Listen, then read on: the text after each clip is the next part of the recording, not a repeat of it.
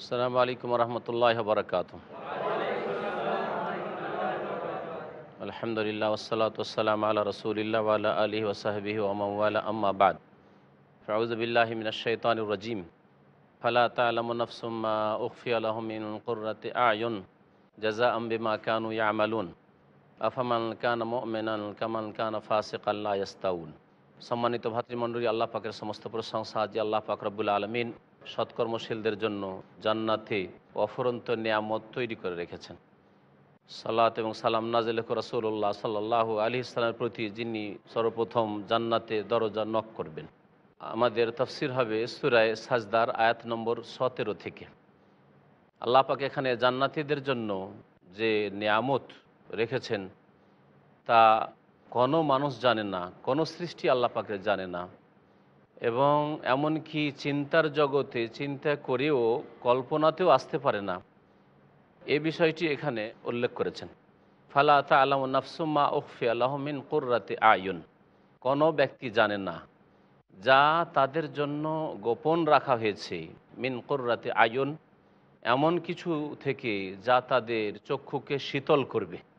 জান্নাতে সেই সব নেয়ামত পেয়ে চক্ষু ঠান্ডা হবে, মন জুড়াবে, এমন অফুরন্ত নিয়ামত আল্লাহ পাক সৃষ্টি করে রেখেছেন, লুকিয়ে রেখেছেন, যা কোনো ব্যক্তি জানে না। জাযাআম বিমা কানু ইয়ামালুন, তারা পৃথিবীতে যা ভালো কর্ম করত তার প্রতিদান স্বরূপ।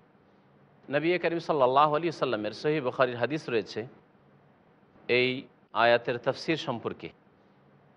নবী করিম সাল্লাল্লাহু আলাইহি সাল্লাম বলেন, ইন্না ফিল জান্নাতি মা লা আইনুন রাআত ওয়ালা উযনুন সামিআত ওয়ালা খাতারা আলা কলবি বাশার। জান্নাতে এমন নেয়ামত রয়েছে আল্লাহ পাকের, যা কোনো চোখে দেখেনি, না কোনো কানে শুনেছি ওর বিস্তারিত বিবরণ। এতটুকু জানেন যতটুকু কোরআন এবং হাদিসে রয়েছে, এর বেশি কোনো কানে শোনেনি, আর কোনো মানুষের অন্তরে এর কল্পনাও হয়নি। ওয়াকরাও ইনশেতুম, আর তোমরা যদি এই সম্পর্কে জানতে চাও কোরআনে দলিল প্রমাণ, তাহলে এই আয়াত পাঠ করে দেখো। তারপরে নবী করিম সাল্লাল্লাহু আলাইহি সাল্লাম এই আয়াতটি পাঠ করেছিলেন, ফালা তা'লামু নাফসুম মা উখফিয়া লাহুম মিন কুররাতি আয়ুন জাযাআম বিমা কানু ইয়ামালুন। আল্লাহ পাক যে নয়ন শীতলকারী নিয়ামত যা তৈরি করে রেখেছেন আর গোপনে রেখেছেন, কোনো ব্যক্তি জানে না। আল্লাহ পাক যেন আমাদেরকে জান্নাতুল ফিরদৌস দান করেন। মহান আল্লাহ তারপরে ইরশাদ করছেন যে পৃথিবীতে মানুষ দুই ভাগে ভাগ হবে, মুমিন আর ফাসিক। মুমিন মানে যে বিশ্বাসী আর আল্লাহ পাকের অনুগত, আর ফাসিক যে অবাধ্য। বড় ফাসিক যেই ব্যক্তি কুফরি করে, শিরক করে আল্লাহ পাকের আনুগত্য থেকে বেরিয়ে গেছে, ফাসাকা মানে বেরিয়ে যাওয়া। আর ছোট ফাসেক, তার নিচে যারা বিভিন্ন পাপে জড়িত, তারা হচ্ছে ফাসেক। আল্লাহ বলছেন, আফামান কানা মুমিনান কামান কানা ফাসিকান।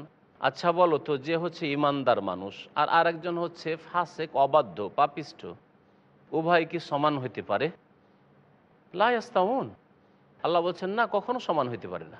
না দুনিয়াতে আল্লাহর কাছে সমান, না আখেরাতে সমান। দুনিয়াতে ধন সম্পদ আর দুনিয়ার ভোগ বিলাসের সামগ্রী পাওয়ার ব্যাপারটি আলাদা, এটি আল্লাহ পাকের কাছে একেবারে তুচ্ছ। তাই আল্লাহ পাক অসৎকেও অনেক সময় বেশি দিয়ে রেখেছেন।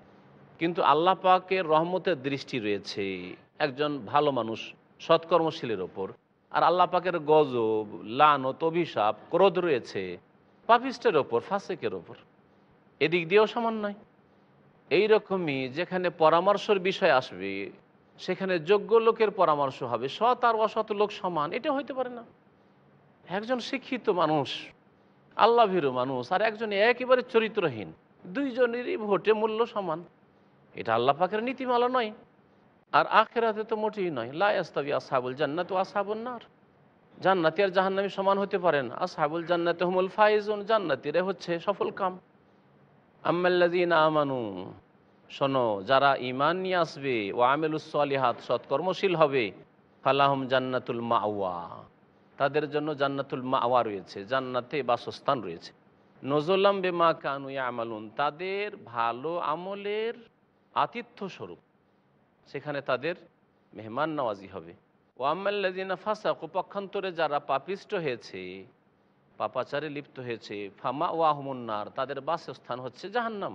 কুল্লামা আরাদু আন ইয়াখরুজু মিনহা, যখন যখন তাদের ইচ্ছা হবে যে বেরিয়ে যেতে পারলে বেরিয়ে যাব, আকাঙ্ক্ষা তো হবেই হবে, চেষ্টা করবে এদিক ওদিক, আছাড় খেয়ে যদি কোনো রকম বেরিয়ে যেতে পারি, ওয়াইদু ফিহা, ধাক্কা দিয়ে আবার জাহান্নামে ফিরিয়ে দেওয়া হবে।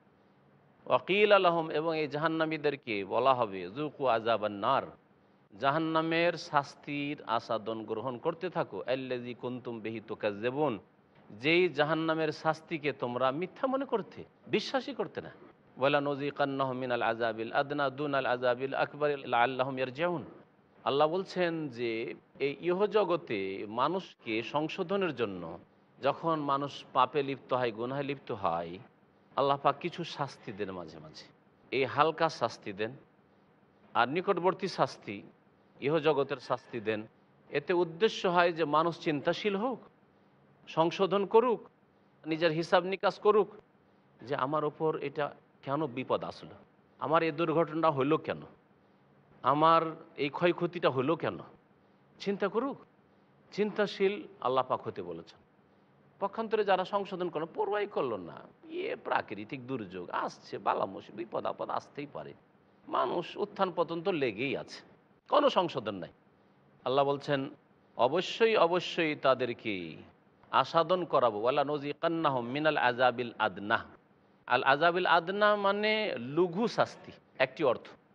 দানা আতুন থেকে ওর মানে হচ্ছে লঘু শাস্তি, হালকা।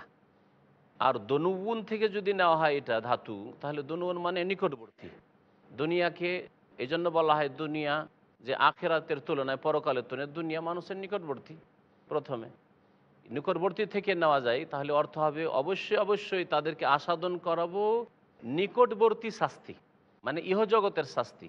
দুনাল আযাবিল আকবার, গুরুতর শাস্তির পূর্বে, কবরে জীবনের শাস্তি, পরকালের শাস্তি, জাহান্নামের শাস্তির পূর্বে দুনিয়াতেই আমি হালকা শাস্তি অথবা নিকটতম শাস্তি তাদেরকে দিয়ে থাকি। কেন?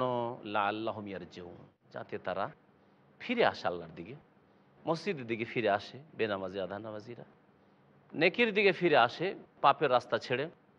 এ হচ্ছে আল্লাহ পাকের উদ্দেশ্য। যত আপনি সৎ জীবনযাপন করবেন, তত আপনি ভালো করে আত্মপর্যালোচনা করবেন, আপনি নিজের হিসাব নিকাশ করবেন। একটা ছোট ভুল হলেও সাথে সাথে আল্লাহ সংশোধন করিয়ে দিতে চান। তারপরে একটা ক্ষতি হয়ে গেল, 10টা টাকা হারাম খেয়েছেন, 50 টাকার ক্ষতি হয়ে গেল। যদি এইরকম লক্ষ্য করেন আপনার জীবনে, তার মানে আল্লাহ আপনাকে ভালোবাসে, আল্লাহ আপনাকে এরকম বিপথে ছাড়তে চান না, যাতে করে জাহান্নামে চলে যান, এমনটা আল্লাহ চান না আপনার জন্য। ইহকাল পরকাল আপনার কল্যাণ চান। কিন্তু বেপরোয়া, ক্ষয়ক্ষতি হোক তারপরে করব, তখন আল্লাহ ছেড়ে দেন, যাও শয়তানের হাতে, আল্লাহ পাক ছেড়ে দেন, যাও শয়তান একে নিয়ে খেলা করো, তোমার আধিপত্য এখন, যাও একে জাহান্নামে নিয়ে যাও। আল্লাহ পাক তারপরে ইরশাদ করেছেন অমান আযলামু মিম্মান যুক্কিরা বিআয়াতি রাব্বিহি সুম্মা আ'রাযা আনহা, ওর চাইতে বড় জালেম অপরাধী কি হইতে পারে, যাকে তার প্রতিপালকের আয়াত দ্বারা উপদেশ দেওয়া হইল, অতঃপর সে তা থেকে বিমুখ হয়ে যায়। আল্লাহর কথা বললে, কোরআন হাদিসের কথা বললে মুখ ফিরিয়ে নেয়। ওর চাইতে বড় জালেম কি হইতে পারে? এই চরিত্র কি ওই সব লোকদের নয় মুসলিম সমাজে, যাদেরকে রাসূলুল্লাহ সাল্লাল্লাহু আলাইহি ওয়াসাল্লাম সহিহ হাদিসের কথা বলেন, তখন বলবে জানি না, আমাদের মাওলানারা, আমাদের আলেমরা বলতে পারবে, সহিহ হাদিসে আছে, বলছে না আমাদের কিতাবে আছে। যদি বলেন আমাদের ফিকার কিতাবে আছে, আমাদের অমুক কিতাব আছে, অমুক পীর সাহেব লিখেছেন, ওর গুরুত্ব বেশি, তাই নাকি? যদি সেই তরিকার লোক হয়। কিন্তু যদি বলেন কাল আল্লাহ কালা রসুল, আল্লাহর অমুক আয়াতে রয়েছে, রসুলের অমুক হাদিসে রয়েছে, না জানি না, অন্য কোনো অর্থ হইতে পারে। আমরা সাধারণ মানুষ কী করে বুঝবো? বড়রাই বুঝেছে। এ এক বড় গুমরাহির রাস্তা, মুখ ফিরিয়ে নেই, এই চরিত্র ভালো চরিত্র নয়। ইন্না মিনাল মুজরিমিনা মুনতাকিমুন, আল্লাহ পাক বলেছেন নিশ্চয়ই আমি যারা অপরাধী তাদের থেকে প্রতিশোধ গ্রহণ করব, তাদেরকে শাস্তি দেব। ওয়ালাকাদ আতাইনা মূসাল কিতাব, হে মুহাম্মদ সাল্লাল্লাহু আলাইহি সাল্লাম, নিশ্চয়ই আমি মূসা আলাইহিস সালামকে আল কিতাব, তওরাত দিয়েছিলাম। তার তোমাকে যে আল কোরআন দিয়েছি, এটা কোনো নতুন কথা নয়, তুমিও জেনে রাখো আর তোমার জাতিকেও জানিয়ে দাও যে কোরআন যে নিয়ে এসছো এটা নতুন বিষয় নয়। এর আগে বড় রাসূল ছিলেন মূসা আলাইহিস সালাম, তার সাথে কথা বলেছি, তাকে তাওরাত দিয়েছি। ফালা তাকুন ফি মিরইয়াতিম মিন লিকাইহি, সুতরাং তার সাক্ষাতে তুমি সন্দিহান হয়ে যেও না। এর একটি তাফসীর হচ্ছে যে কোরআন যে তোমাকে দেওয়া হচ্ছে এটা আল্লাহর পক্ষ থেকে, এতে তুমি দুর্বল হয়ে যেও না, মনকে শক্ত রাখো বাতিলপন্থীদের সামনে, এবং তোমার দাওয়াত তুমি দিয়ে যাও মানব জাতিকে। আর কেউ কেউ তাফসির করেছেন আর অন্য একটি তফসির ভিন্ন। ফালা তাকুন ফি মিরইয়াতিম মিন লিকাইহি, মূসা আলাইহিস সালামের সাক্ষাতে তুমি সন্দিহান হইও না। অর্থাৎ মেরাজে মূসা আলাইহিস সালামের সাথে আসমানে রাসূলুল্লাহ সাল্লাল্লাহু আলাইহি সাল্লামের যে সাক্ষাৎ হয়েছিল, যখন 50 ওয়াক্ত সালাত নিয়ে আসছিলেন, মূসা আলাইহিস সালাম বারবার করে ফিরিয়ে দিচ্ছিলেন, ইযহাব ইলা রাব্বিকা ফাসআলহু তাখফীফ, যাও মুহাম্মদ সাল্লাল্লাহু আলাইহি সাল্লাম, তুমি আল্লাহর কাছে ফিরে যাও, একটু হালকা করতে বলো আল্লাহকে। আমার উম্মত পারেনি, অত শক্তিশালী ছিল, তোমার উম্মত দুর্বল, রোগী, কমজোর, তারা 50 ওয়াক্ত আদায় করে দিবে। এই কমাতে কমাতে 5 ওয়াক্তে আসলো, তারপরে ফিরে যেতে বলছেন মুসা আলাইহিস সালাম। এই দেখেন 5 ওয়াক্ত নামাজে শতকরা 98 জনই আদায় করে না। 50 হলে যে কী হইতো আল্লাহ পাকই জানে। যারা 5 আদায় করবে শুনে রাখেন সুসংবাদ, তাদেরকে ওয়াহিয়া খামসুন, 50-এরই নেকি আল্লাহ পাক দেবেন। এক করলে 10 দেন আল্লাহ, 5 10-এ 50। সুতরাং যেসব ভাই বোনেরা মুসলিম সমাজে 5 ওয়াক্ত নামাজি আলহামদুলিল্লাহ, তাদেরকে আল্লাহ পাক 50 ওয়াক্ত সলাতের সওয়াব দিচ্ছেন। আর যেসব ভাইদের নামাজ নেই, তাদের দিন নেই, তাদের দিন আছে এর প্রমাণ নিজের কাছে নিজেরাই রাখেনি। আল্লাহ যেন বুঝার তৌফিক দান করেন। এখানে অল্প সময়ের বিরতি দিয়ে আমরা আমাদের আলোচনার দিকে আবার ফিরে আসছি।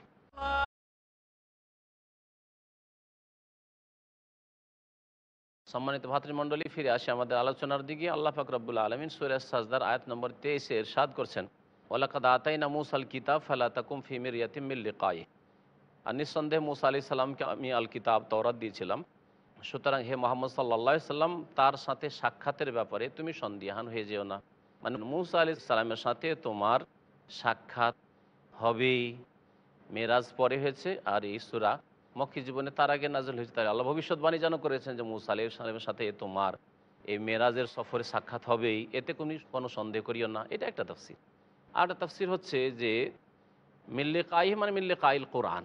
সুতরাং কোরআন যে তুমি পাবে, কোরআন আল্লাহর পক্ষ থেকে তোমাকে দেওয়া হয়েছে, এতে তুমি সন্দিহান হয়েও না। মনোবলকে মজবুত করো, আর দৃঢ় প্রতিজ্ঞ হয়ে মানব জাতির কাছে কোরআনের দাওয়াত পেশ করো। ওজা আল্লাহ হুদাল্লে বানি ইসরাইল, এবং এই তাওরাতকে বনি ইসরাইলদের জন্য হেদায়াত স্বরূপ করেছিলাম।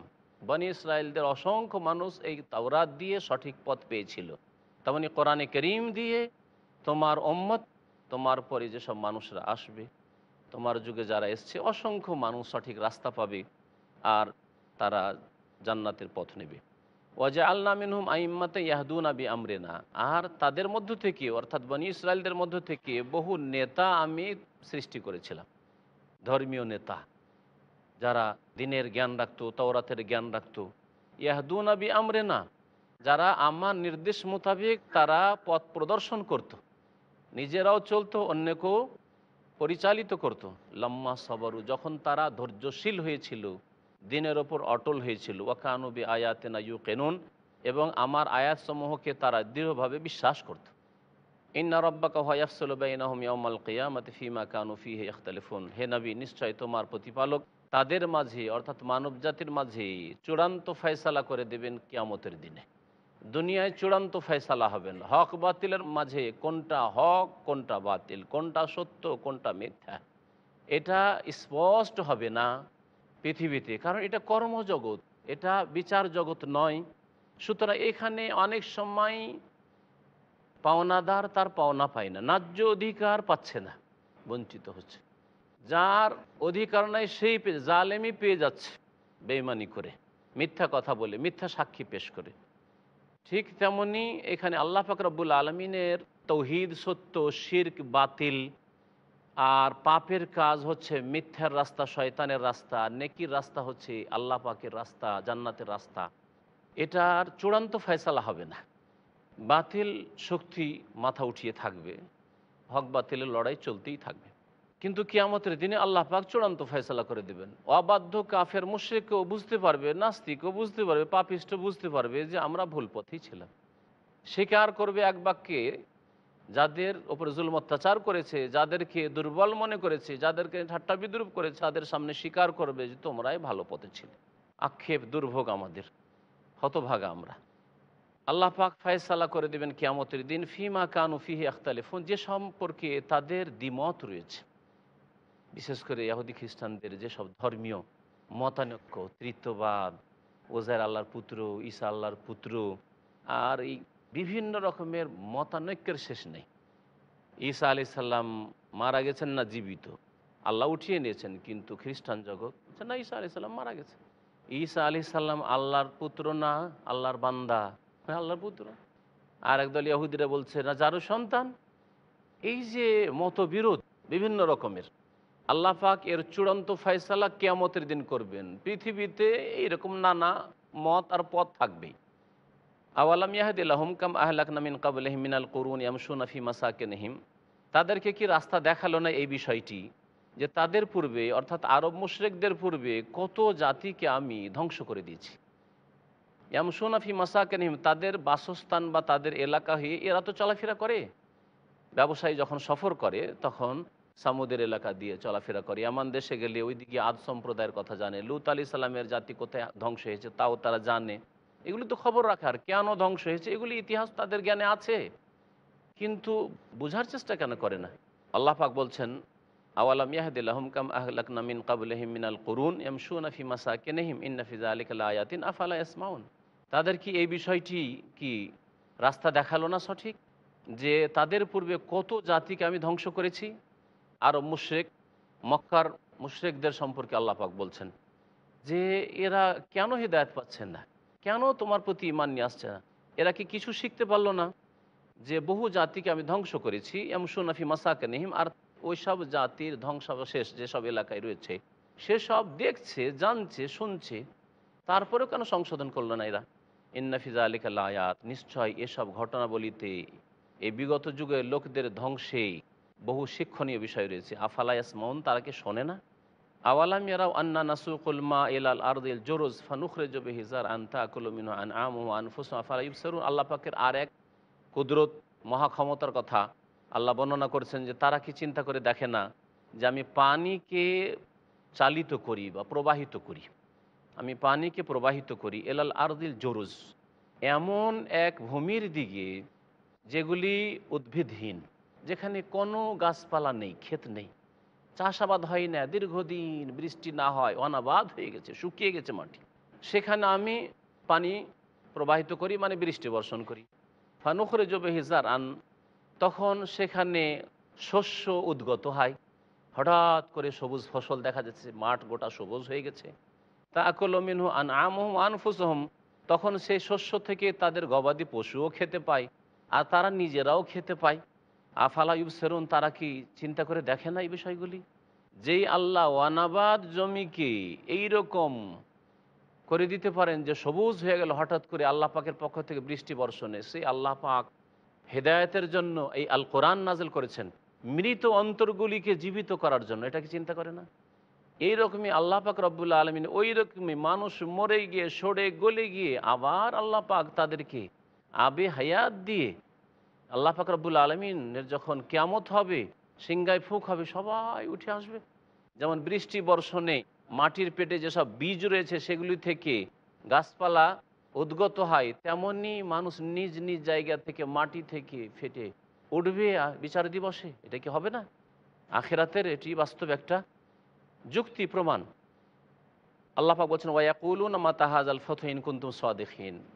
কাফের মুশরিকরা নবী করিম সাল্লাল্লাহু আলাইহি সাল্লামকে এসে মাঝে মাঝে চ্যালেঞ্জ করতো, মোহাম্মদ তুমি যে মাঝে মাঝে বলো যে আল্লাহর আযাব কখন চলে আসবে, না মানো তো তোমাদের আল্লাহর শাস্তি চলে আসবে, কই তোমার আযাব, কোথায়, এত বিলম্ব কেন, এইরকম করতো।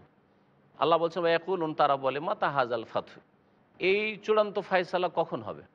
তোমরা যে ন্যায্য পথে আছো মোহাম্মদ, আমরা ভুল পথে আছি, আর তুমি বলছো আমরা ভুল পথে আছি, আমরা ধ্বংস হয়ে যাব, দেখিয়ে দাও।